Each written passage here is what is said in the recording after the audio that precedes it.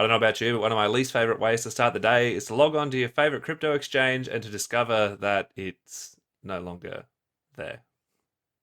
Today's video is a cross between how not to lose your crypto and Crypto Scam Watch, and we're going to look at crypto exchanges. And if you haven't already done so, hit subscribe, and that way you can stay in the loop about future content that I make that helps you to find your way in the crazy and often hostile environment that is cryptocurrency. If you live in a developed country, it's very unusual that just overnight you would wake up and things like your country's stock market or some of your country's major banks will have just disappeared and taken all your money with it. Crypto exchanges are nothing like this. As I was preparing this video, I took a bit of a trip down memory lane looking at some of the exchanges that I'd used in the past that are simply no longer around. And when they went, pretty much took everyone's user funds with them. And there are three examples of exchanges that I've had accounts with that I think are really good examples of the kinds of things that can happen that cause exchanges to go away.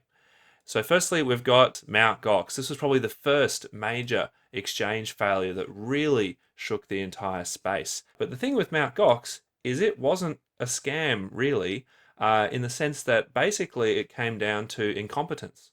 It was mistakes that were made by the people who were making the exchange because, this is way back in 2012, 2013, back in the early days. And to be fair, MtGox was, a really early mover in this space, and it wasn't nearly as mature or developed as it is now. BTC-E was another exchange that basically was shut down by law enforcement. This was a web.archive snapshot of right before that happened, and yep, the good old troll box never changed. BTC-E. It was basically live chat for everyone who was trading on the platform, and as you can imagine, that pretty much made, I think, everyone dumber for having read the content of that box.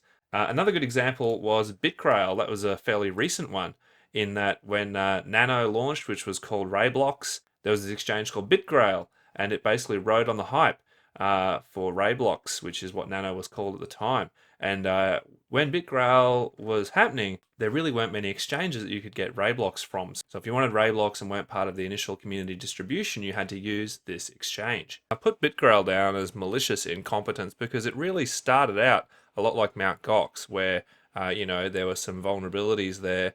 But the way that the dev went on to try and shift the blame, to blame the developers, reflects more than simply having made a coding mistake along the way.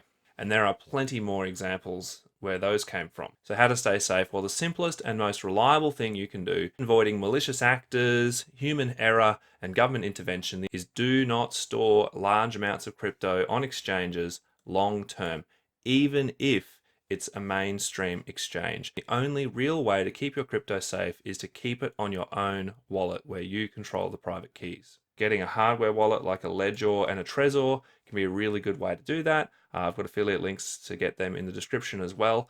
And the reason why hardware wallets are great is not only do they help to keep your crypto secure, but they also come with well-documented and functional wallet software to go with it. The other thing with exchanges is you need to be really selective about the exchanges you do the ID process for, in the sense that if you go uploading your passport, your driver's license, all of your bank information, then you are exposing yourself to potential identity theft. The exchange owner doesn't have to be openly malicious. They may simply get hacked. If you're only new to the space, another thing to avoid is anonymous exchanges. And when I say anonymous exchanges, I mean exchanges that are both anonymous in that you have no idea who actually runs the site, no company, no idea where they're based, no contacts, none of those things.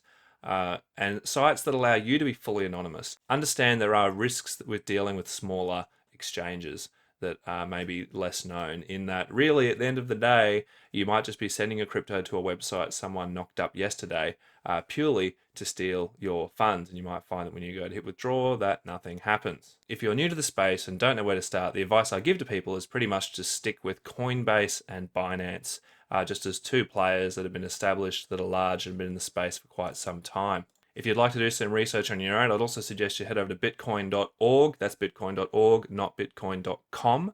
And bitcoin.org have a great list of exchanges that are international, that are peer-to-peer, as well as for different countries around the world. Though it's important to remember that for the reasons we've mentioned, you shouldn't just uncritically store huge amounts of crypto on an exchange. And, they've basically got that disclaimer there on bitcoin.org to warn you.